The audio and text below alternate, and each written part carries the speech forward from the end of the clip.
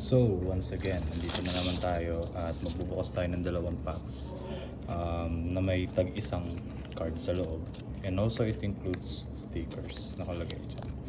So, NBA cards to. And mabilis lang. So, wala pa ito.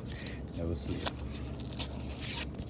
So, check natin kung anong nakuha natin sa una.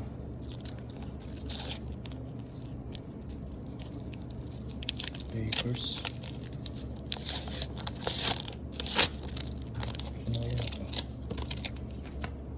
Uy! What the fuck, man?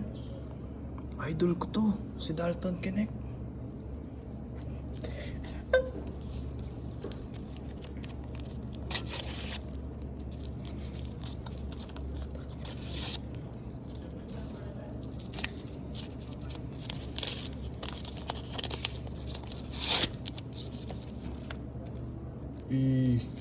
Yung rookie ng Wizards.